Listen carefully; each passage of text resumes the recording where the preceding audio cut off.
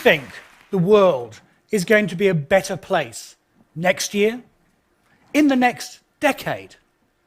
Can we end hunger, achieve gender equality, halt climate change, all in the next 15 years? Well, according to the governments of the world, yes, we can. In the last few days, the leaders of the world meeting at the UN in New York agreed a new set of global goals for the development of the world to 2030. And here they are. These goals are the product of a massive consultation exercise. The global goals are who we, humanity, want to be. Now, that's the plan, but can we get there? Can this vision for a better world really be achieved? Well, I'm here today because we've run the numbers, and the answer, shockingly, is that maybe we actually can, but not with business as usual. Now, the idea that the world is going to get a better place may seem a little fanciful. Watch the news every day and the world seems to be going backwards, not forwards. And let's be frank, it's pretty easy to be skeptical about grand announcements coming out of the UN. But please, I invite you to suspend your disbelief for just a moment. Because back in 2001, the UN agreed another set of goals, the Millennium Development Goals. And the flagship target there was to halve the proportion of people living in poverty by 2015. The target was to take from a baseline of 1990, when 36% of the world's population lived in poverty, to get to 18% poverty this year. Did we hit this target? Well, no, we didn't. We exceeded it. This year, global poverty is going to fall to 12%. Now, that's still not good enough, and the world does still have plenty of problems. But the pessimists and doomsayers who say that the world can't get better are simply wrong. So how did we achieve the success? Well, a lot of it was because of economic growth. Some of the biggest reductions in poverty were in countries such as China and India, which have seen rapid economic growth in recent years. So can we pull off the same trick again? Can economic growth get us to the global goals? Well, to answer that question, we need to benchmark where the world is today against the global goals and figure out how far we have to travel. But that ain't easy, because the global goals aren't just ambitious, they're also pretty complicated. Of the 17 goals, there are then 169 targets and literally hundreds of indicators. Also, while some of the goals are pretty specific, end hunger, others are a lot vaguer, promote peaceful and tolerant societies. So to help us with this benchmarking, I'm going to use a tool called the Social Progress Index. What this does is measures all the stuff the global goals are trying to achieve, but sums it up into a single number that we can use as our benchmark and track progress over time. The Social Progress Index basically asks three fundamental questions about a society. First of all, does everyone have the basic needs of survival? Food, water, shelter, safety. Secondly, does everyone have the building blocks of a better life? Education, information, health, and a sustainable environment? And does everyone have the opportunity to improve their lives through rights, freedom of choice, freedom from discrimination, and access to the world's most advanced knowledge? The Social Progress Index sums all this together using 52 indicators to create an aggregate score on a scale of 0 to 100. And what we find is that there's a wide diversity of performance in the world today. The highest performing country, Norway, scores 88.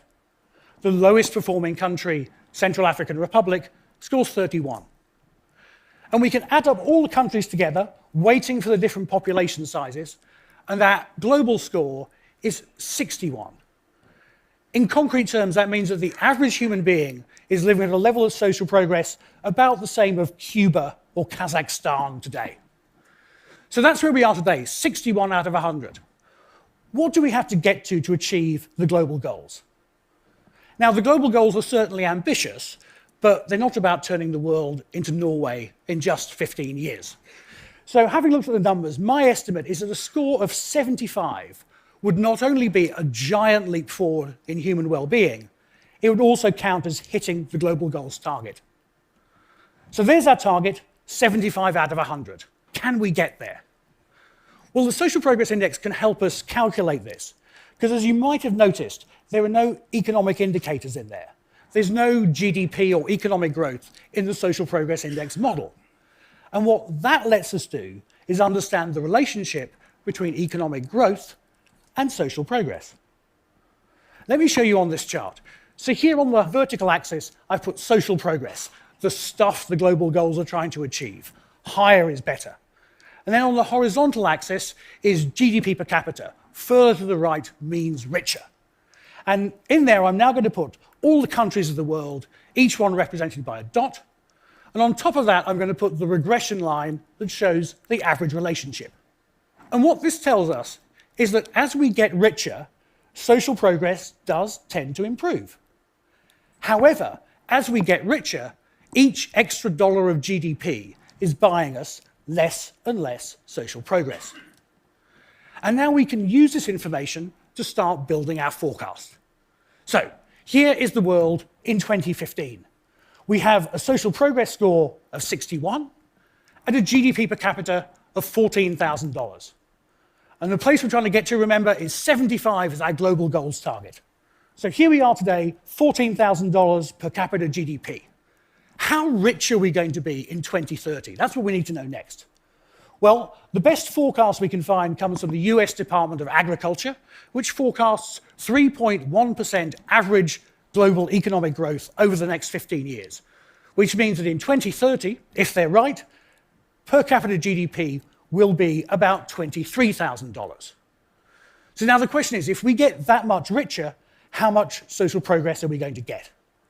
Well, we asked a team of economists at Deloitte who checked and crunched the numbers, and they came back and they said, well, look, if the world's wealth, average wealth goes from $14,000 a year to $23,000 a year, social progress is going to increase from 61 to 62.4. Just 62.4. Just a tiny increase. Now, this seems a bit strange. Economic growth seems to have really helped in the fight against poverty, but it doesn't seem to be having much impact on trying to get to the global goals. So what's going on? Well, I think there are two things. The first is that, in a way, we're the victims of our own success. We've used up the easy wins from economic growth, and now we're moving on to harder problems. And also, we know that economic growth comes with costs as well as benefits. There are costs to the environment, costs from new health problems like obesity. So that's the bad news. We're not going to get to the global goals just by getting richer. So are the pessimists right? Well, maybe not, because the Social Progress Index also has some very good news. Let me take you back to that regression line. So this is the average relationship between GDP and social progress, and this is what our last forecast was based on. But as you saw already, there is actually lots of noise around this trend line. What that tells us, quite simply, is that GDP is not destiny. We have countries that are underperforming on social progress relative to their wealth. Russia has lots of natural resource wealth, but lots of social problems. China has boomed economically, but hasn't made much headway on human rights or environmental issues. India has a space program and millions of people without toilets. Now, on the other hand, we have countries that are overperforming on social progress relative to their GDP. Costa Rica has prioritized education and health and environmental sustainability. And as a result, it's achieving a very high level of social progress, despite only having a rather modest GDP. And Costa Rica is not alone. From poor countries like Rwanda to richer countries like New Zealand, we see that it's possible to get lots of social progress even if your GDP is not so great. And that's really important because it tells us two things. First of all, it tells us that we already in the world have the solutions to many of the problems that the global goals are trying to solve. It also tells us that we're not slaves to GDP. Our choices matter. If we prioritize the well-being of people, then we can make a lot more progress than our GDP might expect. How much? Enough to get us to the global goals? Well, let's look at some numbers. What we know already, the world today is scoring 61 on social progress, and the place we want to get to is 75.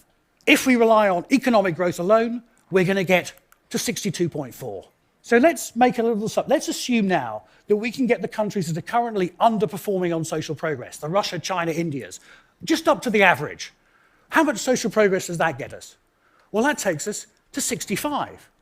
It's a bit better, but still quite a long way to go. So let's get a little bit more optimistic and say, what if every country gets a little bit better at turning its wealth into well-being? Well, then we get to 67. And now let's be even bolder still. What if every country in the world chose to be like Costa Rica in prioritizing human well-being, using its wealth for the well-being of its citizens? Well, then we get to nearly 73, very close to the global goals. Can we achieve the global goals? Certainly not with business as usual.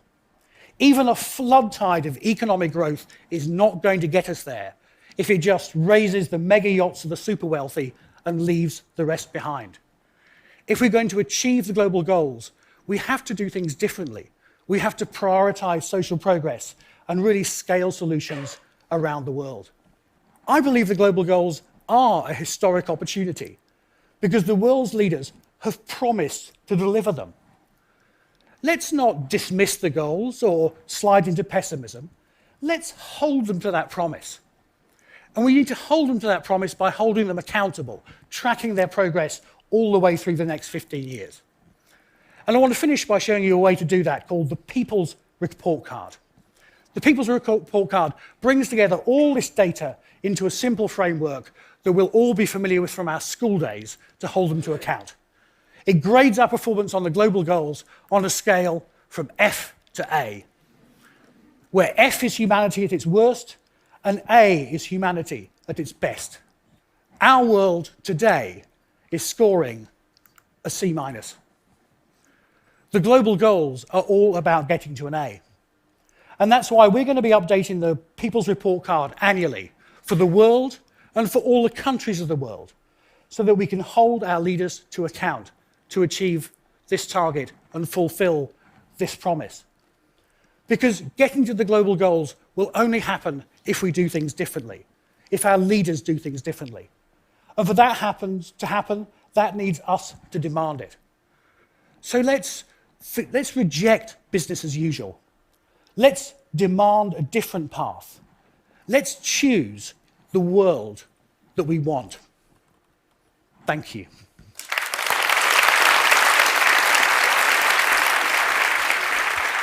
Thank you, Michael.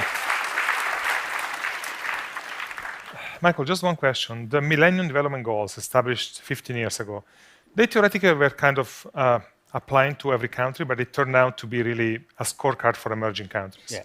Now the new global goals are explicitly universal. They ask for every country to show action and to show progress. How can I, as a private citizen, use the report card to create pressure for action? Yeah. So, I mean, this is a really important point. This is a big shift in priorities. It's no longer about poor countries and just poverty. It is about every country. And every country is going to have challenges in getting to the global goals. Even, I'm sorry to say, Bruno, Switzerland I'm sure. has got work to do.